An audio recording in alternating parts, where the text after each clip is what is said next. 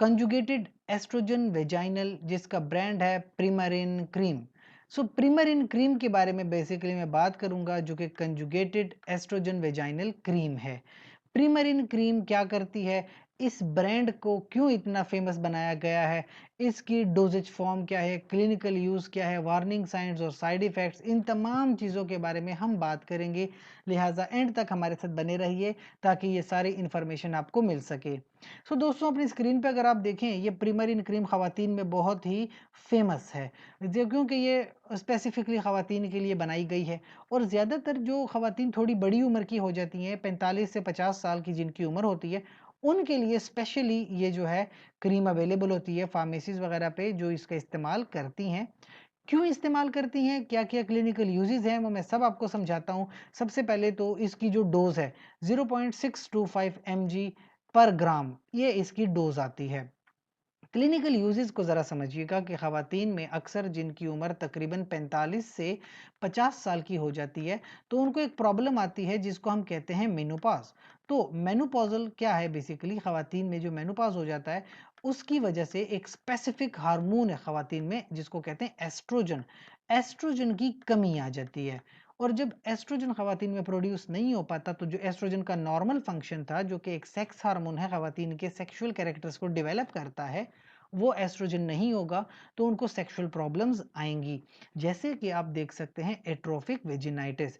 Atrophic vaginitis में vagina की inflammation हो जाती है और बहुत ही थिन हो जाते हैं और बहुत ड्राइनेस आ जाती है। अब ये एक बहुत सीरियस प्रॉब्लम है। इसके अलावा क्राउरोसिस वुल्वी, इसमें क्या होता है कि जो वेजाइना है, बहुत ज़्यादा इचिंग होती है वेजाइना में, और वो भी एस्ट्रोजन के लेवल्स की इम्बैलेंस की वजह से इस तरह की प्रॉब्लम होती है। तो ऐसे प्रॉब्लम्स को मैनेज करने के लिए आपको estrogen in the doses form of cream इस्तेमाल करनी पड़ती है। अब इसका एक स्पेसिफिक रिजीम डॉक्टर्स तैयार करते हैं। ख़वातीन अक्सर 1 महीने तक अगर इस क्रीम को इस्तेमाल करें, तो जैसे कि महीने की डोज़ होगी, पहले 3 हफ्ते आप डोज़ लेते हैं, और आखिरी जो हफ्ता होता है, आखिरी के 7 दिन महीने के, आप डोज़ लेना छोड़ देते हैं। इसके अलावा वैसे तो क्रीम आपने देखी 0.625 थी, 0.3 से भी स्टार्ट होती है, 0.5 से भी स्टार्ट होती है, और 2 ग्राम तक भी ये जा सकती है। और अगर बहुत ही सीवियर कंडीशन हो गई है, डिस्पेरियूनिया की बहुत सीवियर कंडीशंस हो गई हैं, यानी कि जो आपके पास यूट्राइन कंडीशंस हैं और फीमेल सेक्सुअल कंडीशंस हैं, वहाँ पे बहुत सीवियर कंडीशंस आ गई हैं, तो फिर आप क्या करते हैं, जैसे कि वुल्वर या वेजाइनल एट्रोफी। वुल्वा जो होते हैं, जो वेजाइना के एक्सटर्नल स्ट्रक्चर होते हैं, उसको वुल्वा कहते हैं। अगर वहाँ पे एट्रोफी आ गई है, अब एट्रोफी का मतलब कि वहाँ पे जो सेल्स हैं या वहाँ का जो स्ट्रक्चर है बिल्कुल ही डैमेज हो गया है, बिल्कुल ख़त्म हो रहा है, तो ये एक सीरियस कंडीशन है। इस वजह से मैंने कहा मॉडरेट टू सीवियर कंडीशंस में, तब भी आप क्या करते हैं, 0.5 ग्राम इंट्रावेजाइनली इस क्रीम का इस्तेमाल करते हैं, ट्वाइस वीकली, हफ्ते में 2 बार। अगर आप देखें मंडे एंड थर्सडे, इस तरह की एक जो है रिजीम बना सकते हैं। और महीनावार की रिजीम क्या है कि पहले 3 हफ्ते आप कंटिन्यूसली ड्रग का इस्तेमाल कीजिए और आखिरी हफ्ते में ड्रग छोड़ दीजिए।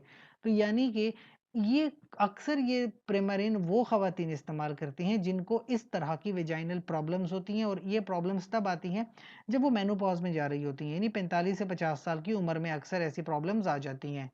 अब कुछ ज़रूरी बातें जो आपके लिए हैं, सबसे पहले तो जब आप इस ड्रग का इस्तेमाल करती हैं, जो पोस्ट मेनोपॉजल विमेन है, अपने साथ साथ एस्ट्रोजन के अलावा प्रोजेस्टिन का इस्तेमाल भी करती हैं, क्योंकि खाली एस्ट्रोजन के इस्तेमाल से कैंसर के चांसेस बढ़ जाते हैं। एंडोमेट्रियल कैंसर यानी यूट्रस का कैंसर बढ़ सकता है, ब्रेस्ट कैंसर के चांसेस बढ़ जाते हैं। तो एस्ट्रोजन के साथ साथ प्रोजेस्टेरॉन की ड्रग है प्रोजेस्टिन, उसको भी साथ में इस्तेमाल करते हैं।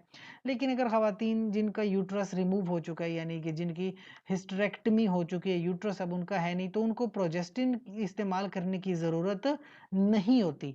और अगर आप एस्ट्रोजन अलोन यूज़ कर रहे हैं या प्रोजेस्टिन की कम्बिनेशन में यूज़ कर रहे हैं, तो याद रखिए लोवेस्ट इफेक्टिव डोज यूज़ करनी है, मैक्सिमम डोज पे नहीं जाना, कम से कम डोज इस्तेमाल करनी होती है। एडवर्स इफेक्ट्स जैसे कि मैंने बात की, breast pain, headache, pelvic pain में यानी पेल्विस में बहुत पेन हो सकता है, वुल्वोवेजाइनल डिसऑर्डर्स हो सकते हैं क्योंकि आप एक हार्मोन को ले रहे हो, वेजोडाइलेटेशन वो एक हार्मोन का अपना ही जो एक इफेक्ट है, ल्यूकोरिया या मोनोलियसिस या पेन वगैरह होना, मसल्स के अंदर पेन और क्रैम्प्स होना, जिल्द के ऊपर एलर्जिक कंडीशंस जैसे प्रोराइटिस है या डिसयूरिया, यूरिन की जो एबनॉर्मेलिटीज़ हैं।